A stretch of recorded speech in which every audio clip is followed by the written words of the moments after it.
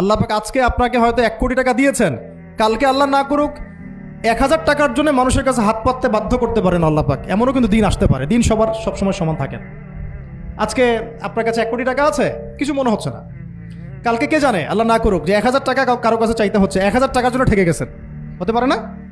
তো রিজিককে মানুষ তাজিম না করলে রিজিক দূরে চলে যায়। দুটো বিষয় খেয়াল রাখবেন, দুটো বিষয়। এক হচ্ছে মাঝে মাঝে মনের মধ্যে কিছু আমল করার ইচ্ছা আসে না? মনে হলো যে আচ্ছা একটু 10টা আয়াত পড়ি, মনে আসে না মাঝে মাঝে? এমন মনে হয় না? ওই সময় এই যে মনের মধ্যে যে এই ইরাদাটা জাগ্রত হওয়া, এটাকে আমরা বলি ওয়ারিদ। অন্য ভাষায় আপনি বলতে পারেন মেহমান। কি বলতে পারেন? এটা আল্লাহর পক্ষ থেকে আপনার কলবের মধ্যে মেহমান হিসেবে এসেছে। এখন আপনি যদি আমলটা করেন, সেই মেহমান বারবার আপনার কলবে আসবে। যদি আপনি ওই সময় আমলটা না করেন, মেহমান চলে যাবে, মেহমান অসম্মানিত হলে পরে আর আসবে না। একইভাবে রিজিক আল্লাহ পাক দিয়েছেন, এর তাজিম যদি করতে পারেন রিজিক বেশি আসবে। রিজিকের তাজিম সম্মান করতে না পারলে রিজিক আসবে না, বেশি কমে যাবে। উসমান রাদিয়াল্লাহু আনহু সবচেয়ে ধনী ছিলেন না? কেন জানেন? কেন? এটা কি জানেন কেন ধনী ছিলেন? একে তো তিনি প্রচুর দান সদকা করতেন, এটা তো আপনারা জানেনই। আরেকটা জিনিস অনেকে জানে না, তিনি উটের পিঠে বসেছিলেন, কিছু একটা খাচ্ছিলেন, এই 2-1টা দানা পড়ে গেছে নিচে।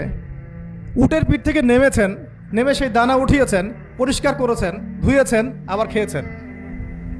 তার এই 2-4টা দানার কোনো কিন্তু মানে পরোয়া না করলেও চলে, তার প্রচুর অর্থ সম্পদ আছে। এত অর্থ সম্পদ যে তাবুক যুদ্ধের দিন 30,000 সেনাবাহিনীর দায়িত্ব নিয়েছেন। 30,000 সেনাবাহিনীর দায়িত্ব নিয়েছেন। সেনাবাহিনী যাবে, থাকবে, খাবে, তাঁবু টাঙাবে, সব দায়িত্ব তার। 30,000 সেনাবাহিনীর দায়িত্ব নেওয়া কি চারটাখানি কথা?